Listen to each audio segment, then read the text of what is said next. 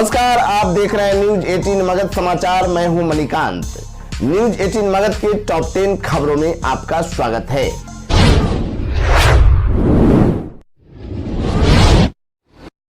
बिहार के उप मुख्यमंत्री तेजस्वी यादव ने भारतीय जनता पार्टी नीति केंद्र सरकार पर वास्तविक मुद्दों से लोगों को ध्यान भटकाने के लिए देश भर में सांप्रदायिक नफरत फैलाने का आरोप लगाते हुए बृहस्पतिवार को कहा कि राज्य की महागठबंधन सरकार युवाओं के बीच कलम बांट रही है, जबकि भाजपा के नेता नौकरी चाहने वालों को तलवार दे रहे हैं।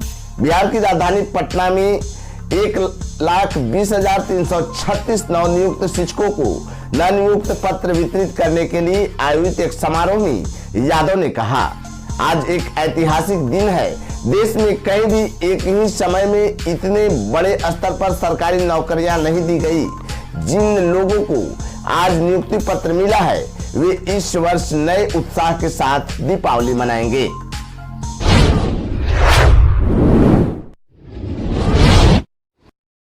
पत्नी को मोबाइल गिफ्ट देना पड़ा भारी, प्रेमी के साथ हुई फरार। बिहार के बांका जिले में एक पत्नी को अपनी पत्नी को तोहफे में मोबाइल फोन देना महंगा पड़ गया। मोबाइल फोन मिलने के बाद पत्नी प्रेमी संग फरार हो गई। पत्नी का जब कोई सुराग नहीं मिला तो पति ने थाने में प्राथमिकी दर्ज कराई है। पुलिस के मुताबिक यह पूरा मामला बांका जिले के अमरपुर थाना क्षेत्र के एक गांव का है। पीड़ित पति नेपाल में रहकर काम करता है। पिछले कुछ दिनों से उसकी पत्नी उससे लगातार मोबाइल फोन की मांग कर रही थी। पति एक सप्ताह पहले जब घर आया तब उसने 20,000 रुपए की कीमत का स्मार्टफोन पत्नी को गिफ्ट कर दिया। इसके बाद वापस वह नेपाल चला गया। इसके बाद उसकी पत्नी अपने प्रेमी के साथ फरार हो गई। महिला 3 बच्चों की मां है। पीड़ित पति ने बताया कि नेपाल पहुंचकर कुछ दिन के बाद जब फोन किया तो पत्नी का मोबाइल बंद आने लगा। उसने बाद अपने पड़ोसी के फोन किया तो पता चला कि वह गांव के ही लड़के के साथ भाग गई है। उसके बाद पति वापस अपने घर आ गया। इसकी सूचना अमरपुर थाने को दी गई। अमरपुर के थाना प्रभारी विनोद कुमार ने बताया कि एक प्राथमिकी दर्ज कराई गई है। पुलिस पूरे मामले की जांच कर रही है। इधर पीड़ित पति के परिजनों का कहना है कि महिला लगातार फोन से बात करती थी, जिसे लेकर कई बार झगड़ा भी हुआ था।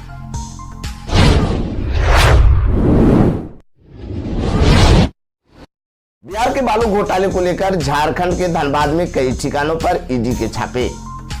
बिहार के बालू घोटाले को लेकर प्रवर्तक निदेशालय की टीम झारखंड के धनबाद में गुरुवार की सुबह से छापेमारी कर रही है।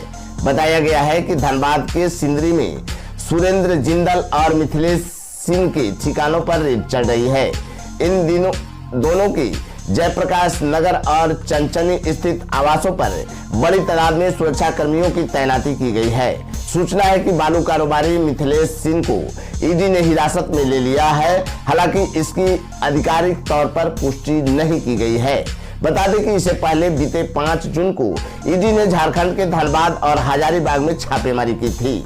तब हजारीबाग में मणिपुर कैडर की एक आईपीएस के भाई और झारखंड स्टेट क्रिकेट एसोसिएशन के पूर्व सचिव संजय सिंह, धनबाद में ब्रॉडसन कमोडिटी प्राइवेट लिमिटेड व मोर मुकुट प्राइवेट लिमिटेड के निदेशक पुण्य सिंह, कंपनी के पार्टनर सुरेंद्र जिंदल, जगनारायण सिंह व मिथिलेश सिंह बिल्डर रितेश कुमार शर्मा के यहाँ दबिश दी गई थी।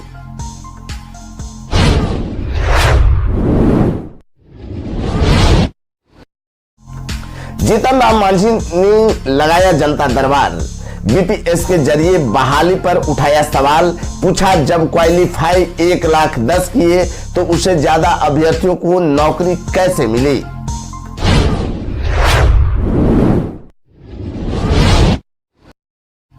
बिहार विधानसभा में नेता प्रतिपक्ष श्री विजय कुमार सिन्हा ने नीतीश कुमार द्वारा पटना के गांधी मैदान में समारोह आयोजित कर नियुक्ति पत्र वितरण को महज एक दिखावा करार दिया है। श्री सिन्हा ने कहा है कि पटना के गांधी मैदान में 1,20,336 शिक्षकों को दिए गए नियुक्ति पत्र की सत्यता पर बिहार के लोग को संदेह कर रहे हैं, क्योंकि बिहार सरकार पर विभिन्न भर्तियां में घोटालों के साक्ष्य पब्लिक डोमेन में आ चुकी हैं। सरकार को सिपाही परीक्षा, बीपीएससी की पीटी परीक्षा, एसएससी की परीक्षा सहित विभिन्न परीक्षाओं के दौरान अनियमितता के कारण रद्द करना पड़ा है। सरेआम चर्चा है कि बिहार में जब से महागठबंधन की सरकार बनी है, यहां नौकरी पैसों से खरीदा जा रहा है। नियुक्ति पत्र वितरण का इस तरह दिखावा करके बिहार के जनमानस में नीतीश कुमार अपनी छवि बनाना चाहते हैं। बिहार की जनता मुख्यमंत्री और सरकार की मंशा को भांप चुकी है और उनके इस तरह के दिखावे वाले राजनीति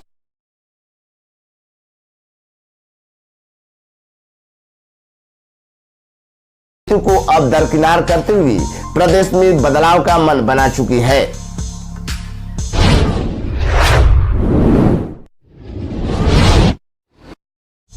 नशे में धूत जेडीयू नेता ने पुलिसकर्मियों के साथ की मारपीट, पेट्रोल छिड़कर जलाने का भी की कोशिश। बिहार के सहरसा में बुधवार को गश्ती पर निकली पुलिस टीम पर असामाजिक तत्वों ने हमला कर दिया। हमला करने वाले आरोपियों की गिरफ्तारी के लिए पुलिस टीम जब उनके गांव पहुंची तो जेडीयू नेता व उसके समर्थकों ने पुलिस कर्मियों पर हमला कर दिया। यही नहीं, उन्होंने पुलिस कर्मियों पर पेट्रोल छिड़ककर उन्हें आग में झोंकने के भी प्रयास किया। पुलिस ने नशे में धूत जदयू नेता और पूर्व पार्षद ओवैस करनी उर्फ चुन्ना मुखिया को गिरफ्तार कर लिया है।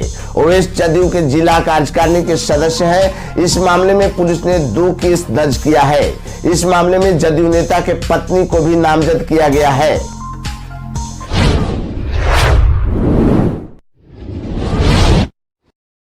औरंगाबाद में एक पुलिसकर्मी का रिश्वत मांगते ऑडियो इन दिनों सोशल मीडिया पर बहुत तेजी से वायरल हो रहा है, जिसमें पुलिसकर्मी केस से नाम हटाने के नाम पर 20,000 रुपए रिश्वत मांगते हुए नजर आ रहे हैं।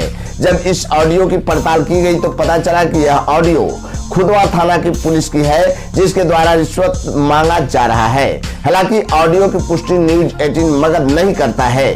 इधर ऑडियो वायरल होते ही जब पुलिस प्रशासन के वरीय अधिकारी से टेलीफोनिक बात किया गया तो उन्होंने बताया कि वायरल हो रही ऑडियो की निष्पक्षता से जांच कर संबंधित अधिकारी तथा पुलिसकर्मी पर कार्रवाई करने हेतु निर्देश दे दिया गया है।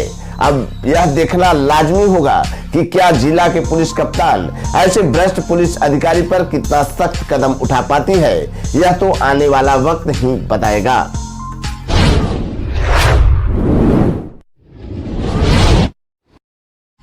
इधर औरंगाबाद जिले के गोह मुख्यालय के विनोबा बिघा में अज्ञात चोरों ने एक बंद घर को निशाना बनाते हुए मुख्य गेट का ताला तोड़कर नकदी सहित लाखों रुपए के गहने सहित अंश सामान पार कर दिया। सूचना मिलते ही पुलिस ने घटनास्थल पर पहुंचकर छानबीन में जुट गई है। थाना में दिए गए आवेदन में पीड़ित राजू कुमार ने बताया है कि वह बीते 31 अक्टूबर को घर में ताला बंद कर अपनी भाभी का इलाज को लेकर सासाराम गया था। जब 1 नवंबर की शाम इलाज कराने के बाद लौटा तो देखा कि मुख्य गेट का ताला टूटा हुआ है। जब अंदर प्रवेश किया तो सामान बिखरा देखकर होश हवास उड़ गए। जब रूम में जाकर देखा तो गोदरेज टूटा हुआ था और उसमें रखा हुआ 3 सोने का चैन लगभग 5 बर का था। वहीं 2 सोने का हार, 1 सोने का मंगटीका, 1 चांदी का पायल, 5 सोने के अंगूठी के साथ कई कीमती साड़ी कपड़ा चोरी कर ले गया। इस चोरी की घटना में गोदरेज में रखा करीब 3 लाख का सोना के जेवरात, 20,000 का चांदी का जेवरात, नकदी पैसा समेत लगभग 5 लाख रुपए की संपत्ति को चोरों ने पार कर दिया। इधर चोरी की घटना के बाद पुलिस मामले की छानबीन में जुट गई है।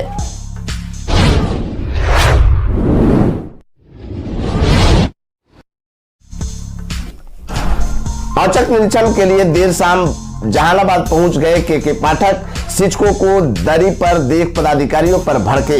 शिक्षा विभाग का अपर मुख्य सचिव बनाए जाने के बाद से के पाठक एक्शन में है। वह कभी भी कहीं भी औचक निरीक्षण के लिए पहुंच जाते हैं। के पाठक की इस सक्रियता से बिहार के शिक्षक खौफ में है। के पाठक गुरुवार की शाम करीब 7:30 बजे औचक निरीक्षण के लिए जहानाबाद के हुलासगंज पहुंच गए। उन्होंने जहानाबाद जिला शिक्षा एवं प्रशिक्षण संस्थान का औचक निरीक्षण किया।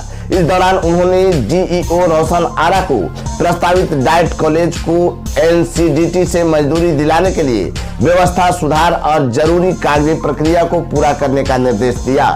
के पाठक ने जिला शिक्षा पदाधिकारी को प्रशिक्षुओं की संख्या को बढ़ाने और कॉलेज के खाली कमरों का इस्तेमाल आश्वासन के लिए करने का भी निर्देश दिया। ट्रेनिंग कक्ष और कंप्यूटर लैब पर जताई नाराजगी। औचक निरीक्षण के दौरान के पाठक ने शिक्षकों को दरी पर बैठाकर ट्रेनिंग देने और लैब में कम कंप्यूटर होने पर नाराजगी जताई। तो देश दुनिया की बड़ी खबर देखने के लिए बने रहे न्यूज 18 मगध के साथ। नमस्कार।